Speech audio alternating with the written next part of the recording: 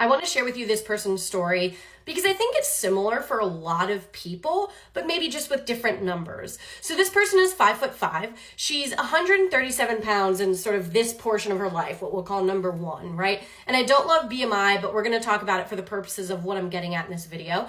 Her BMI at the time was 22.8. Now, in order to maintain this about 137 pounds, she was exercising for an hour, 6 to 7 days a week. Sometimes that was even more, like if she went on a hike or did something that was naturally more than an hour.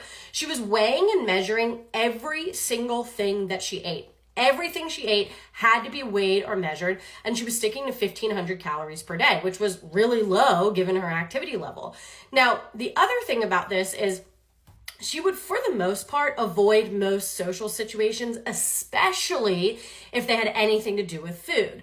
Because if she couldn't know who was cooking her food or she couldn't track accurately what she was eating, she wanted to avoid it altogether. That being said, on a very rare occasion, she would almost be like forced to go out to eat or do something social around food. One that I remember stood out to me when I was working with this person was she had to go to a sibling's graduation, and her parents were like, come on, you have to go to dinner for so-and-so's graduation. So what she would do when these rare occasions came up is one of a few things. Either she would save up all day, meaning she wouldn't eat anything all day to try to save up for eating out, or she would pack her own food and bring it to the event.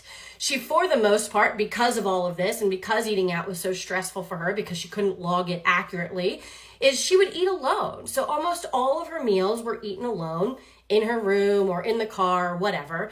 And the most important piece about this version of her is she spent about 70 to 80%, sometimes even more, of her day thinking and obsessing over food and body, what she ate. Was it going to make her gain weight? Was it going to make her lose weight? It was pretty much all consuming. So then we go over here to number 2.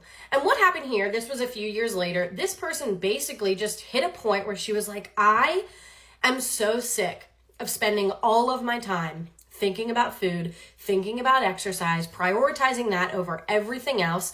So she backed off on things a little bit. Now, she was still doing movement. She was still exercising 30 minutes to an hour, 3 to 4 times a week, sometimes even a little bit more than that. And still doing similar things where sometimes it would be longer because she went on a hike, whatever. Kind of similar, but just less days to version number 1.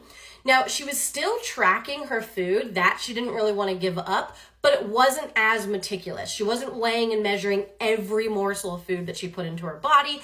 And she would sometimes be like, you know what, I just don't feel like logging today. And so her estimated intake was about 18 to 2,000 calories per day. Again, also much better for her activity level. She would start to eat a bit more socially. She was eating with friends. She didn't do the thing where she would starve herself all day to save up for a bigger dinner. She wasn't as obsessive and would actually allow herself to have different foods instead of sticking to, only the lean protein and vegetables or whatever it might be. Generally, she was more flexible. And when I asked her how much time of the day she spent thinking about food and body, she said, honestly, probably only 10%. I really only think about it when I have to think about like, oh, what am I going to have for lunch? In doing all of that and actually being able to live life and not obsess over food, her weight went up. You see here in number 2 that her weight is 158 pounds and her BMI is 26.3, which, if we look at the BMI scale, would classify her as overweight. Now, version number 2 is a much healthier human being. We are not put on this earth to spend 70 to 80% of our day thinking about food, exercise, and body and how we're going to maintain a certain size.